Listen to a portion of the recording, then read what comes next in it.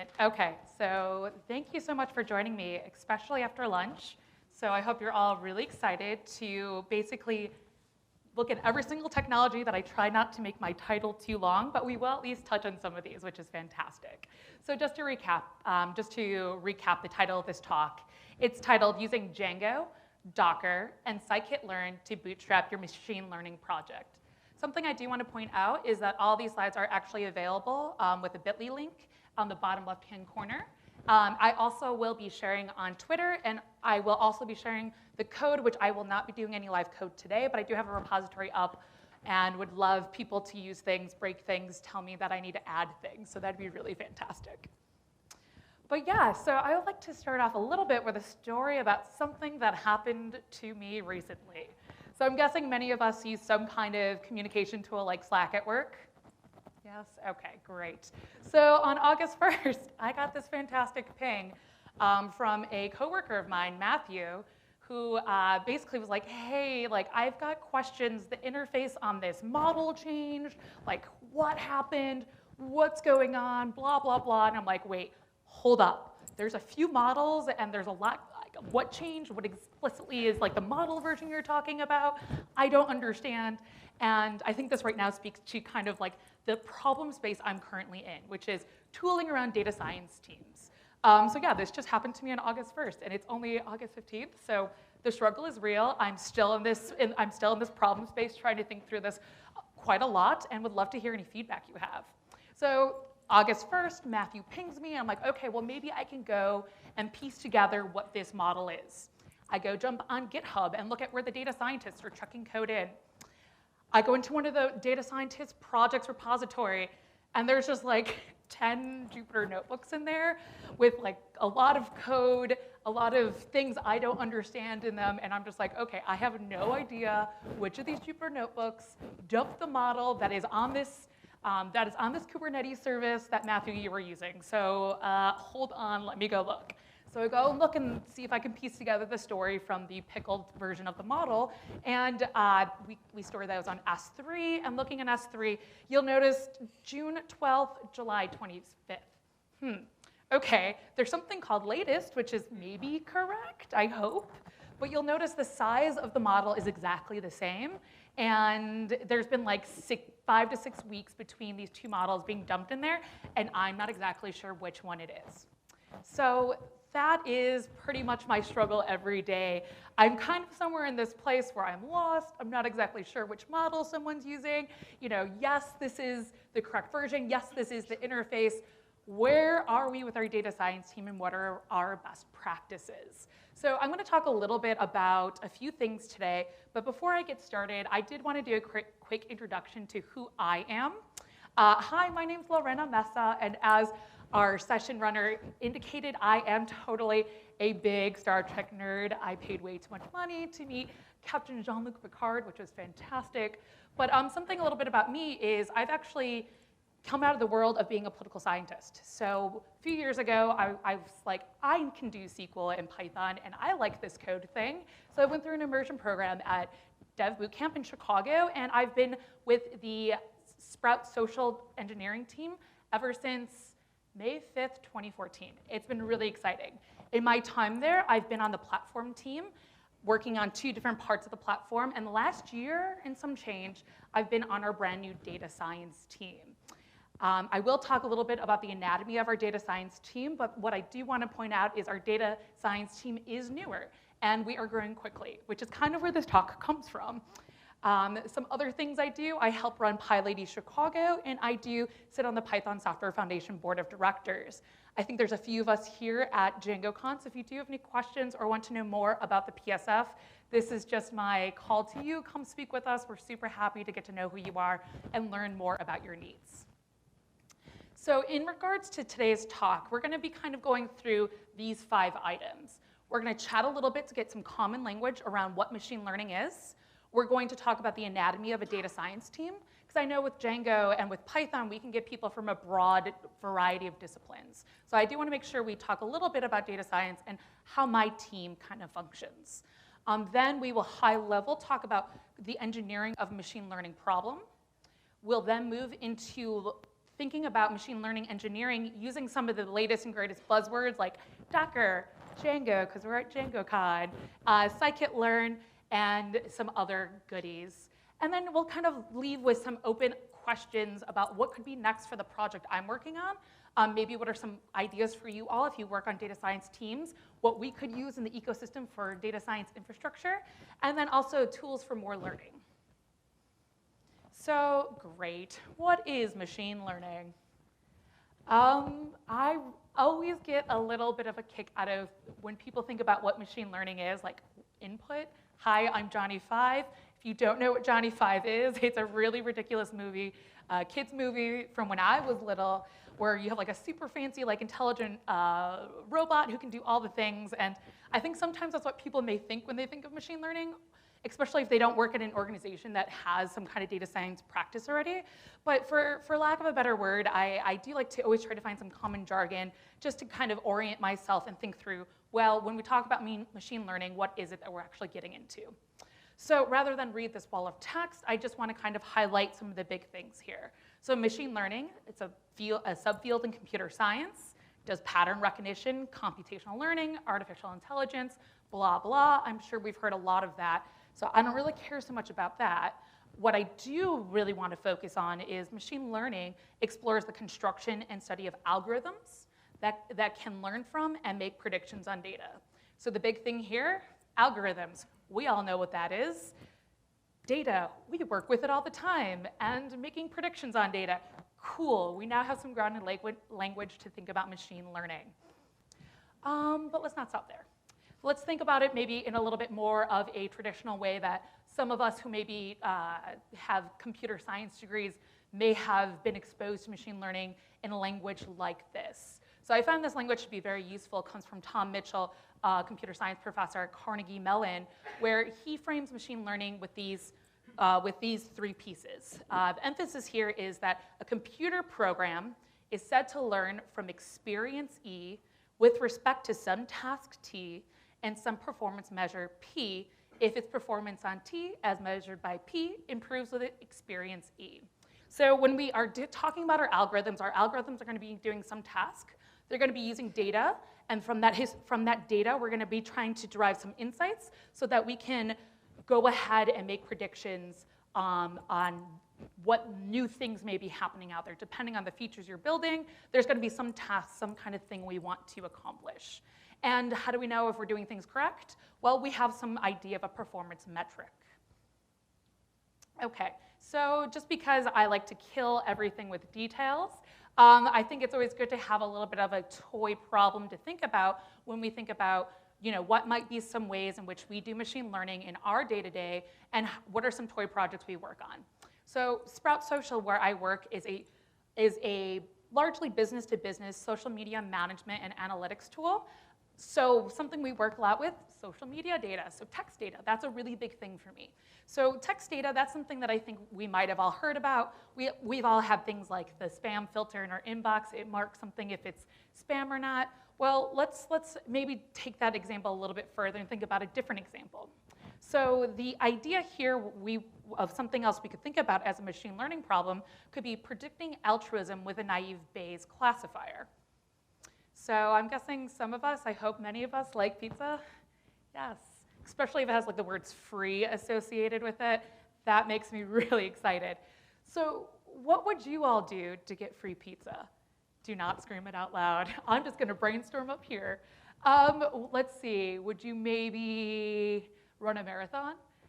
Perhaps, because maybe those carbs are so much better after you run a marathon. Would you, I don't know, would you do interpretive dance in front of DjangoCon for 45 minutes? Maybe. I don't know what your requirements are for getting free pizza. But this is actually a really fun little toy example that someone actually put into the world and actually clean data for us so that we can actually start working on thinking about measuring and predicting altruism with this idea that if you get pizza, someone gifts you pizza, that's an altruistic act. So where does this example come from? On Reddit, there's a subreddit called Random Acts of Pizza. And essentially what this subreddit is it's basically invites people to come on and say, hey, you can make a request. As you'll notice here, there is some structure for how our request happens, which is pretty nice because in the era of unstructured data, having some structure to your data is great, especially when you're doing machine learning.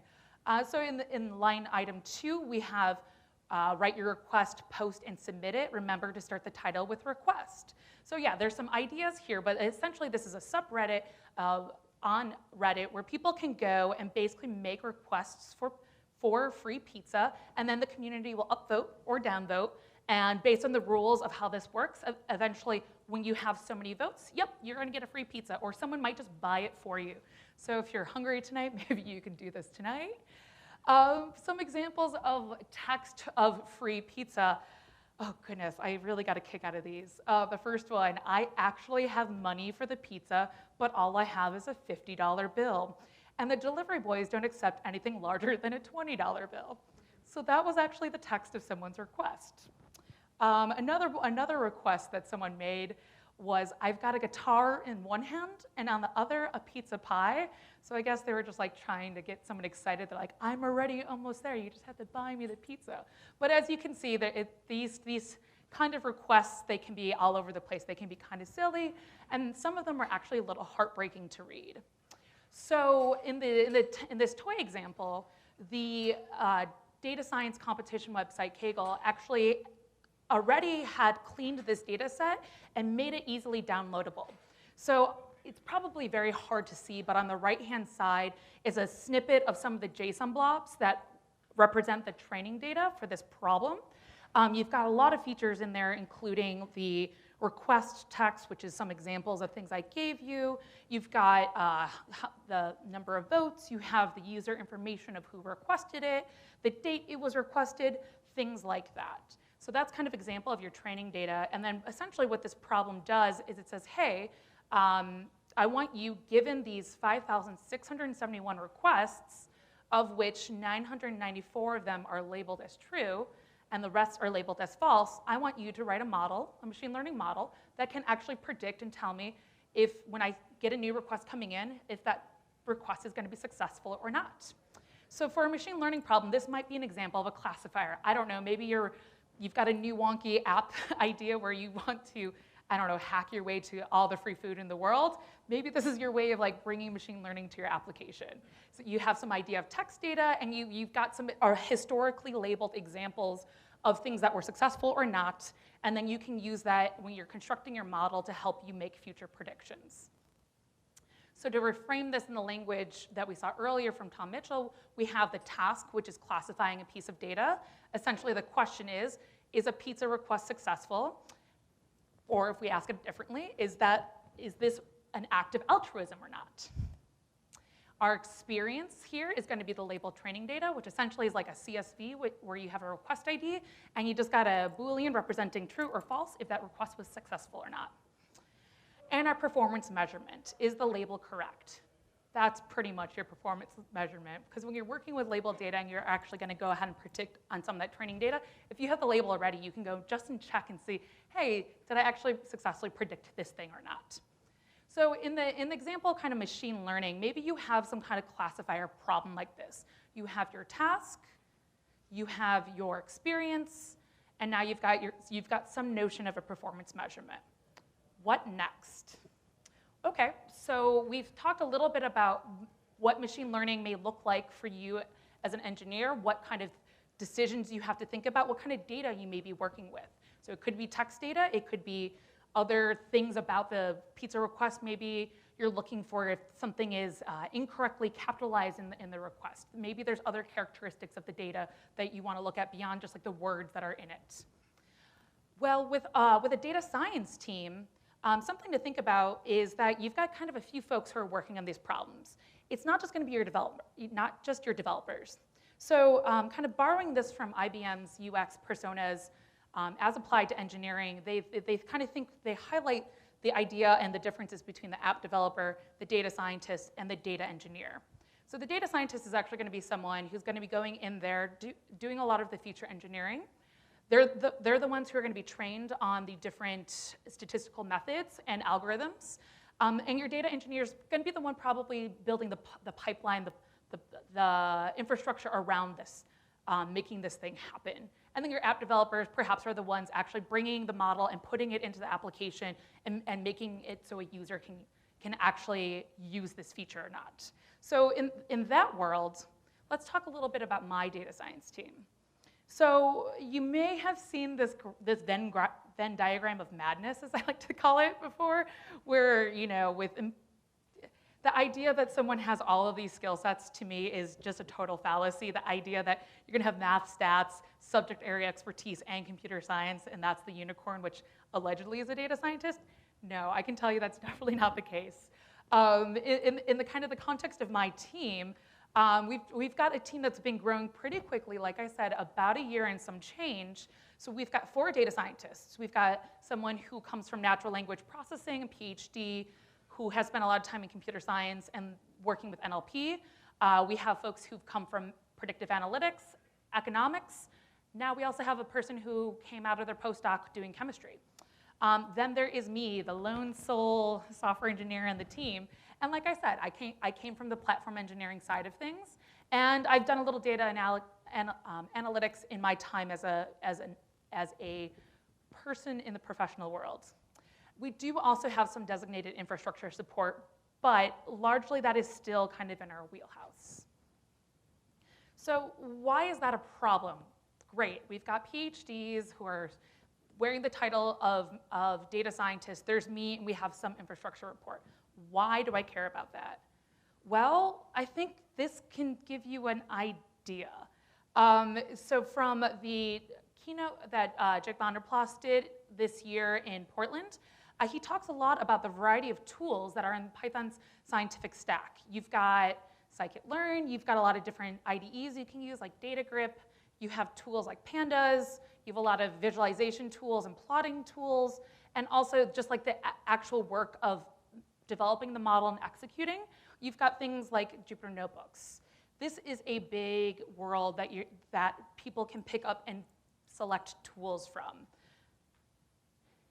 So that's cool. Why is Python the place that people are going to if they're doing a lot of modeling work?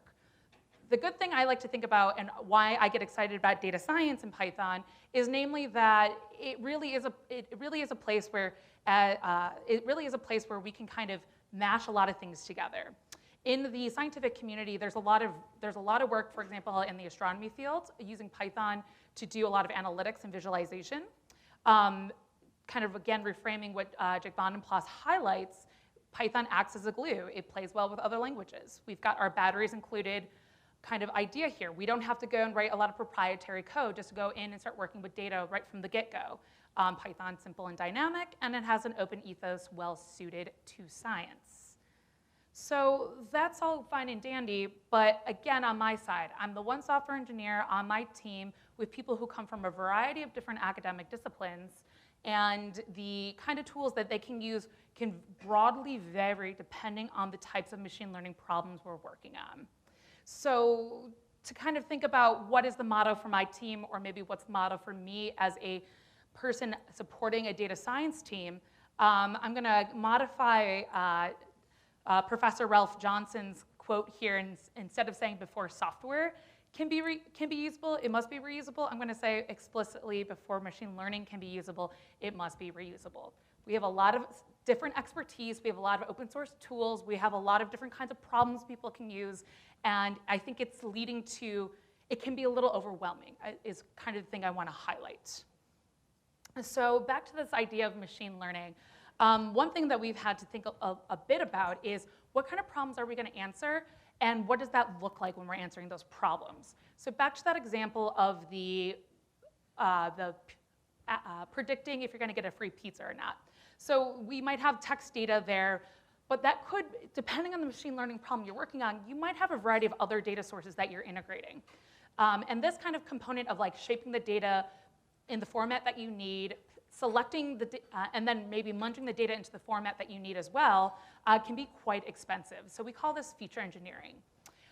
This representation kind of on the left-hand side gives kind of a broadly simplistic idea of what may be a pipeline for a supervised learning approach to machine learning. So you can see like maybe we've got data in our in our production databases, maybe we have logs, maybe we have, so examples of some of the logs, maybe we have some metrics in which we're kind of capturing how people are using the application. Maybe we've also got some proprietary data sets that we've paid for. There can be quite a few series of things that we're taking together and we're integrating and we're globbing together into a new format. So this idea here of getting the data, merging it together, and then that feature extraction and pre-processing, that is going to be a lot of the work of our data science team. Then we have once we have data in the format and we've selected the features that we want, we can then go ahead and apply our learning algorithm. Great. From there, we're able to get a model, and then using that model, we can go and make predictions. In the example of our classifier, we can go and make predictions on future pieces of data and say, hey, that thing is successful, or hey, no, it isn't. But the broad idea here is we're munging a lot of things together. There's going to be different areas of expertise, and depending on who is doing what work, we need to think a little bit more critically about that. And so this gets me to one really big question. The way that application developers use the data that we're collecting and our proprietary data versus how I might be using the data versus maybe how data scientists perhaps themselves are even using the data can be quite different. And we've actually got an entirely different kind of infrastructure that we need to start developing and building. And with that, the question then ultimately becomes, where is the handoff between data science and production? What does that look like? What should our social contract be? Because the way that I'm collecting and shaping data and the kind of data pipelines that we're laying down aren't going to be of importance to the application developers who are responding to user-facing features. So let's break this down a little bit. Okay, so in the kind of flows that I'm going to be talking about, we've talked a little bit about the get and shape the data. That's the first thing. The second step of that is training the model on the data. Third, we want to pickle the model. We could save it with something like in Python joblib. And then fourth, we can go ahead and use it and make predictions on the data. So in this kind of example here, using Python's ecosystem, you might have some kind of script, and this is quite simplified, but you might have a script like what we see in the left-hand side. So in the Python scientific stack, we have Scikit-learn. Why Scikit-learn? Why not TensorFlow? Scikit-learn is tried, true, and blue, and that's actually what my team uses. So you might have something like this, where you're saying, okay, we've got the example of the pizza. We have data that we've been collecting, and now we want to be able to apply a model and make predictions on it. So using Scikit-learn, we actually have all those algorithms built in. So naive Bayes, one variant of that is the multinomial naive Bayes, and the flow is going to kind of look like this in the Python code you may receive. Something to the extent of, hey, let's split that data into the training and the test, the training set, and then the test set, and we're going to go ahead and fit that multinomial model or whatever model you're using. You're going to fit it on that training data. And essentially what that does on the training data is it starts to represent whatever features you selected. So if you're doing something like working with words, perhaps you're turning that into a numerical vector saying, hey, words that appear most often in requests that are successful for winning a pizza, here's their kind of histogram count. And the ones that aren't successful in getting pizza, here's a vectorized format of those word counts. That could be one example of a feature. There might be other features you're including, and you can represent that in a numeric format. But essentially, when we're fitting against historical data, there's a process like that happening underneath. Once you've fitted on that historical data, you can go ahead and say, hey, I've now got a model that's ready to go ahead and be used. And that's where we're going to go ahead and dump out the model in a pickled format. So again, that kind of shaping of the data, like what kind of prep work am I going to be doing? I'm not doing a talk that's very deep on Scikit pipelines.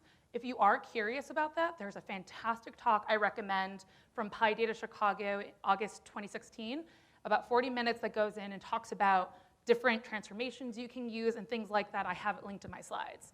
But that all being said, when you have your data, you're going to have to do some kind of munging of it together, getting it to work, and you can use transformers from Scikit-learn to actually get it in the way you want. So to think back to the idea of what might be an example of a transformation. Perhaps you have a bag of words with a lot of a, the, but. We call these stop words. These are words that don't provide a lot of context, perhaps. Maybe the frequency of these words can throw off or introduce bias into your model that says, hey, I'm going to over-bias and overestimate that this is likely going to be a successful request or not. So a transformer might be breaking your bag into a bag of words, removing stop words. You might also be doing something like stemming, which is treating words like shop and shopping as the same word. You're going to remove that ing. But transformers like that, and you can write your own custom ones. You can do that with the scikit-learn pipeline operators.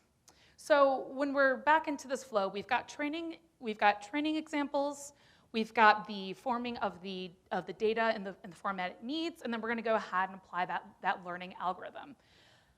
What's pretty nifty, too, about scikit-learn is you've got a variety of things in there. So if you are kind of new to machine learning, there's a lot of ease of use for you to go ahead and start getting to work pretty quickly.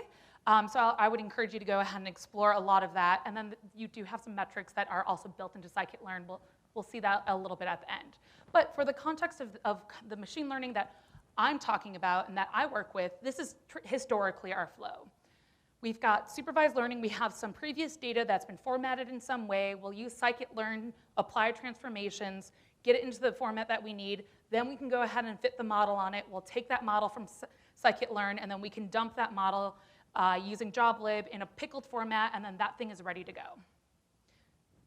Cool. OK, so I was talking a little bit earlier about reusability.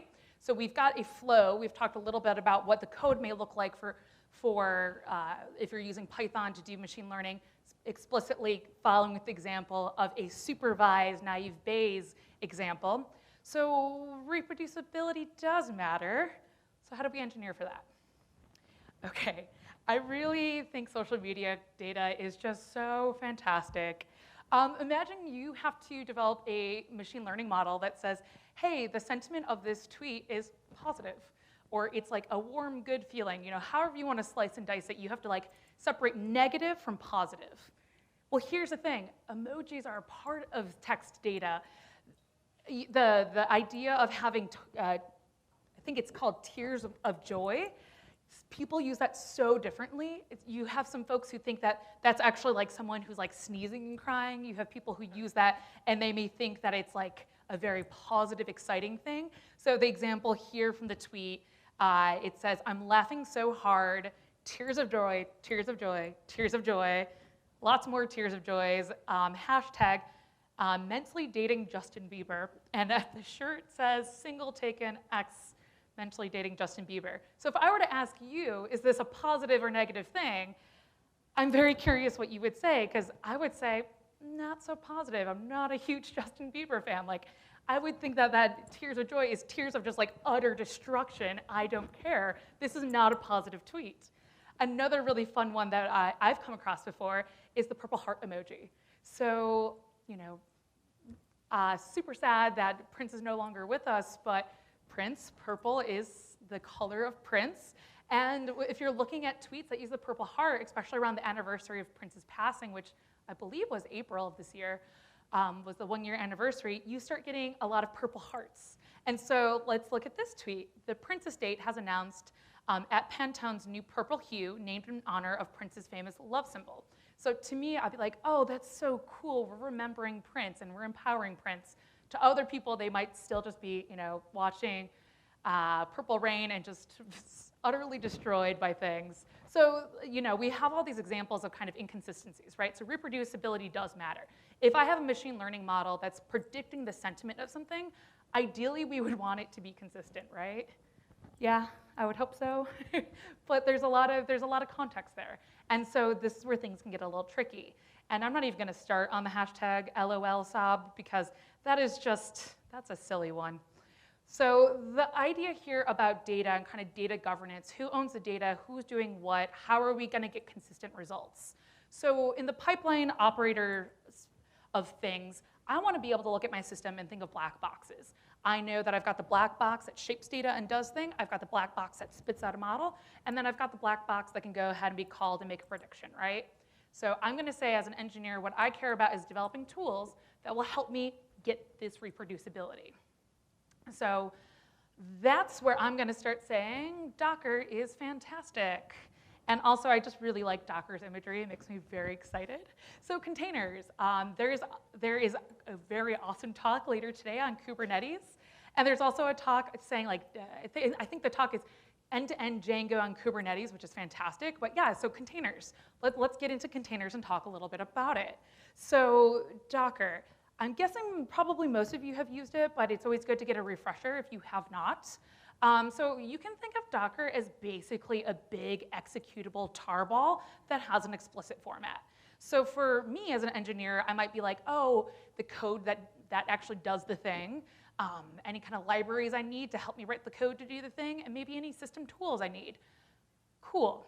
Well, here's a fun gotcha. In data science, that might also include this data, because we don't want this weird inconsistency around the purple heart, the LOL sob, whatever is the latest and greatest thing that someone's introducing into the world. So yeah, data is also probably going to be a big thing if you're talking about supervised learning problems. So Docker can also, when we think of Docker, maybe that tarball can also learn how to get that training data down so that when we introduce new versions of models, it can retrain on the same thing, because consistency is good.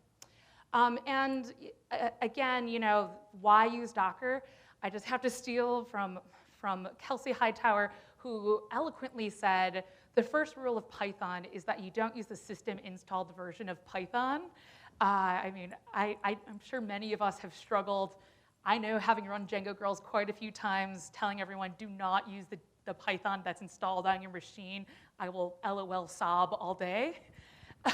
So obviously, as we know, setting projects up can be difficult, but then introduce other complications with machine learning, like the data that we're using, the correct order of transformations that we have to do. There's other things that start to become more complicated when we talk about machine learning problems.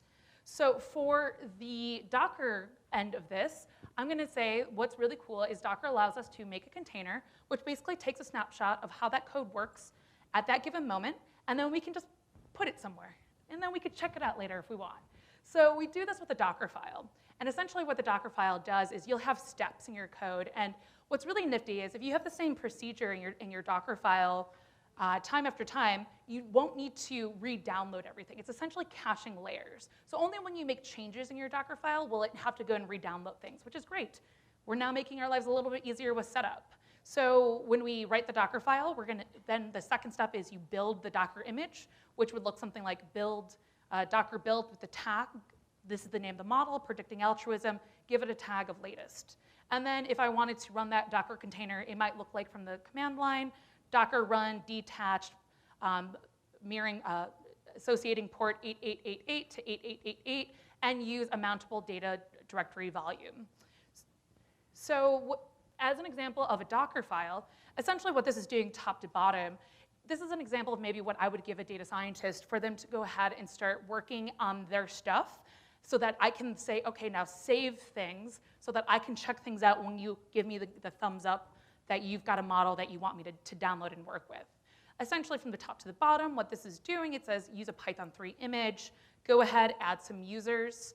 I'm going to go ahead and mount a data directory volume onto my Docker image.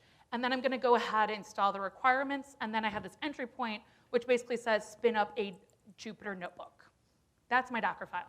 Pretty straightforward.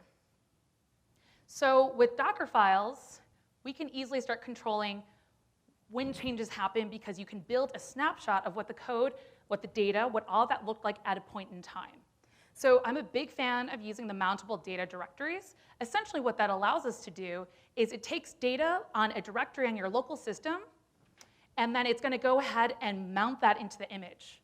So like I said, we want reproducible results. So if I have one of my data scientists who found a really cool data set and maybe they want to work on that, but they want to use the same model, well, they can go ahead and build a new image and maybe rename it with, this is the name of the training data that I had.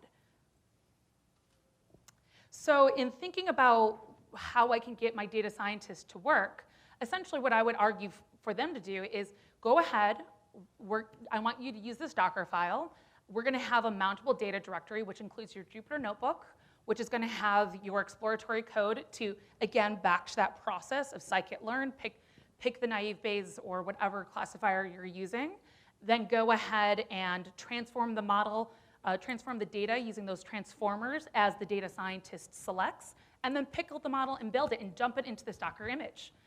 They can dump it into the Docker image, that's fine. Where that model will ultimately wind up, then at least I know I can go check out that Docker image, and then I've got the training code that goes with it. I have the Jupyter notebook that is ideally with some naming conventions. It explicitly tells me when it was last touched, who owned it, things like that. But now I'm basically creating kind of abstractions for them to work in where they control the modeling side. I can check out the thing that they're working on and continue on my merry way. So if I'm using a Docker container, what I could do is use, in Python, we've got a Docker module which allows us to create an image. So if I were to stand up a Docker endpoint in a Django API, maybe the URL looks something like this: create image, name of model, go ahead, create image. In that, that will kind of go ahead and goes through the procedure of saying, hey, I'm going to read the Docker file. I'm going to go ahead and build this image, and I'm going to go ahead and stuff it somewhere. And what I want to return back is basically like a URL of where that Docker image lives. For context, there is demo also here on my repository. So when I do share those slides, you can check that out. But essentially, that's where Django kind of comes in. We can now basically stand up an endpoint, use Docker, abstract away what they need to do, and then allow the data scientists to say, OK, I'm going to hit this endpoint. It's called predicting altruism, and I'm going to go ahead and ask them to go ahead and build a new snapshot of the work that I'm working on. So in the Jupyter notebook, it might have something like this, an example here of the clean text tokenizer, kind of what I was talking about before, of breaking up words into a bag of words and then maybe doing whatever other transformers you need. But in the Jupyter notebook that they're working in, essentially when we build that Docker image, we're then able to, in that Docker image, dump the pickled model and have it live somewhere. So essentially what we can do with the Docker API is basically build in this Docker workflow where a data scientist, as they're working on their Jupyter notebook, when they're ready to go ahead and save, it basically posts to a Django endpoint, and that Django endpoint is going to create an image, and that image is going to be tagged with a mutually agreeable model name and convention that we agree on, such that when Matthew asks me, hey, I need to know about this model, I can say, OK, well, the last one that was updated onto Docker is here, and here's the URL you can use to go ahead and check it out. We've now kind of abstracted away those processes from people. So the big thing that I did not talk about to keep in mind is it's not just that we want to automate kind of the building of these things, but we want to understand how models will do over time, right? That's the big thing here that I think is kind of the elephant in the room, is we want to be able to store analytics as well.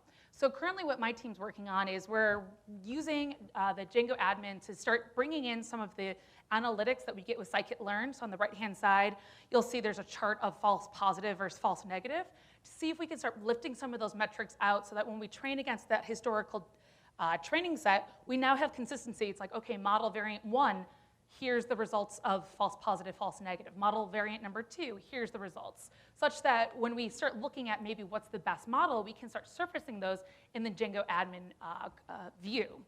Some other things to kind of think about too is, we haven't gone the path of talking about Kubernetes in this talk, but Kubernetes is a great way to stand up an image and stand it behind an endpoint. So again, taking that containers technology to the next step and allowing people then who are the application developers to go ahead and start hitting an endpoint. Kubernetes can also allow us to get to work and start doing that. So if you are curious about Kubernetes, I'm going to make a plug for that talk at 4:10. And then also, Django is a great framework in which to use because you can build upon some of the great, robust libraries that are out there, like the Django admin and using some of the other visualization tools. But there's also other web frameworks maybe you might want to think about. So I know that at 5 today, there's a Django versus Flask talk. I have also used Falcon as well. I think it really depends on what your team needs, but I think Django is a really good place to start because it's got really robust support and integration with a lot of these tools we've talked about. So if you're curious about kind of like what next, there's a lot of places we can go next. I really enjoy Rob Story's talk, Bridging Python to JVM, because that's the other thing. Maybe we prototype our model in Python, but we want to make use of the JVM. Is there something we can do there? Well, yeah, we can definitely do this with our flow. We just might need to transform that pickled model into a different format. How can we do that? So there's some discussion there. If you want to learn more about the Scikit-learn pipelines, that's a link to that.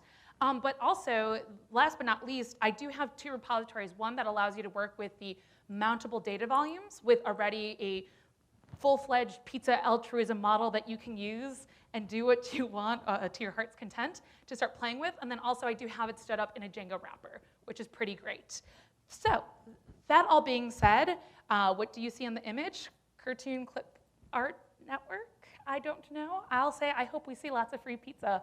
So thank you so much. My name's Lorena. I'm excited y'all have been here today. And if you have any questions, I'll be around. Thanks.